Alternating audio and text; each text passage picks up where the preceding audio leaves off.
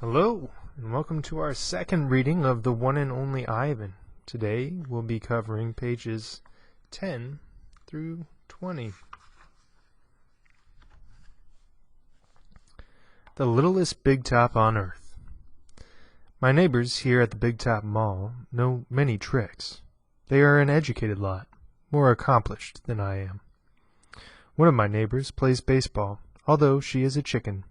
Another drives a fire truck, although he is a rabbit. I used to have a neighbor, a sleek and thoughtful seal, who could balance a ball on her nose from dawn till dusk. Her voice was like the throaty bark of a dog chained outside on a cold night. Children wished on pennies and tossed them into her plastic pool. They glowed on the bottom like flat copper stones.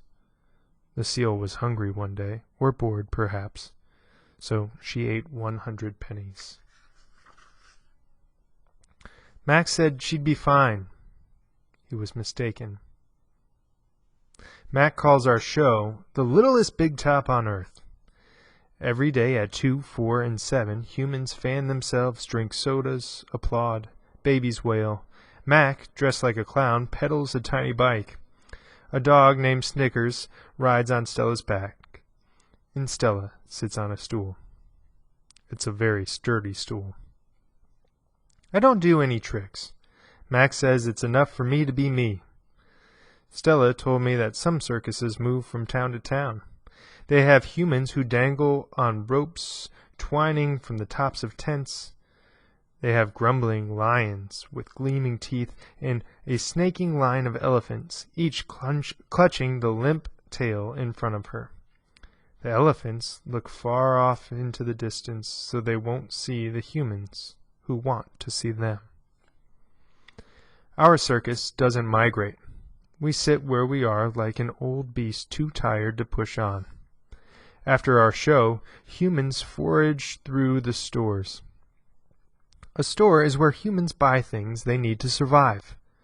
At the Big Top Mall, some stores sell new things like balloons and T-shirts and caps to cover the gleaming heads of humans.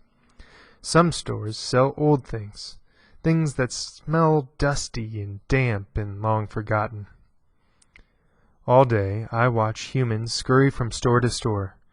They pass their green paper, dry as old leaves and smelling of 1,000 hands, back and forth and back again. They hunt frantically, stalking, pushing, grumbling. Then they leave, clutching bags filled with things, bright things, soft things, big things. But no matter how full the bags, they always come back for more. Humans are clever indeed. They spin pink clouds you can eat. They build domains with flat waterfalls. But they are lousy hunters. Gone. Some animals live privately, unwatched, but that is not my life. My life is flashing lights and pointing fingers and uninvited visitors. Inches away, humans flatten their little hands against the wall of glass that separates us. The glass says, "You are this, and we are that," and that is how it will always be. Humans leave their fingerprints behind, sticky with candy, slick with sweat. Each night a weary man comes to wipe them away.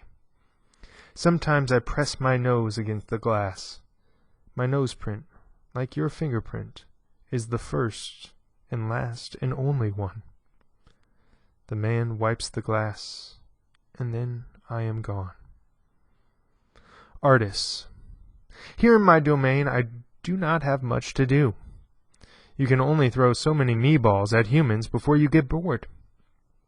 A meatball is made by rolling up dung until it is the size of a small apple, then letting it dry. I always keep a few on hand. For some reason my visitors never seem to carry any.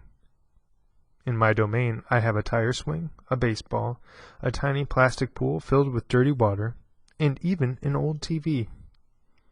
I have a stuffed toy gorilla too. Julia, the daughter of the weary man who cleans the mall each night, gave it to me. The gorilla has empty eyes and floppy limbs. But I sleep with it every night. I call it Not Tag. Tag was my twin sister's name. Julia is 10 years old. She has hair like black glass and a wide half-moon smile. She and I have a lot in common. We are both great apes, and we are both artists. It was Julia who gave me my first crayon, a stubby blue one, slipped through the broken spot in my glass, along with a folded piece of paper. I knew what to do with it. I'd watched Julia draw. When I dragged the crayon across the paper, it left a trail in its wake like a slithering blue snake. Julia's drawings are wild with color and movement. She draws things that aren't real. Clouds that smile, cars that swim. She draws until her crayons break and her paper rips. Her pictures are like pieces of a dream. I can't draw dreamy pictures. I never remember my dreams, although sometimes I awaken with my fists clenched and my heart hammering. My drawings seem pale and timid next to Julia's. She draws the ideas in her head. I draw the things in my cage. Simple items that fill my days.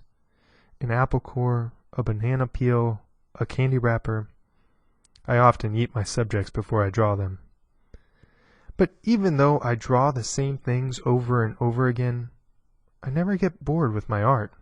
When I'm drawing, that's all I think about. I don't think about where I am, about yesterday or tomorrow. I just move my crayons across the paper. Humans don't always seem to recognize what I've drawn. They squint, cock their heads, murmur. I'll draw a banana, a perfectly lovely banana. And they'll say, "It's a yellow airplane," or "It's a duck without wings." That's all right. I'm not drawing for them. I'm drawing for me. Max soon realized that people will pay for a picture made by a gorilla, even if they don't know what it is. Now I draw every day. My work sells for $20 a piece, $25 with a frame, at the gift shop near my domain. If I get tired and need a break, I eat my crayons. Shapes in the clouds. I think I've always been an artist. Even as a baby, still clinging to my mother, I had an artist's eye. I saw shapes in the cloud, in sculptures, in the tumbled stones at the bottom of a stream. I grabbed at colors, the crimson flower just out of reach, the ebony bird streaking past. I don't remember much about my early life, but I do remember this. Whenever I got the chance, I would dip my fingers into the cool mud and use my mother's back for a canvas. She was a patient soul, my mother. Imagination. Someday, I hope I can draw the way Julia draws, imagining worlds that don't yet exist. I know what most humans think. They think gorillas don't have imaginations.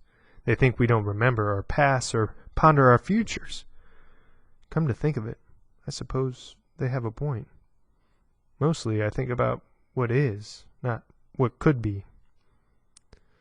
I've learned not to get my hopes up.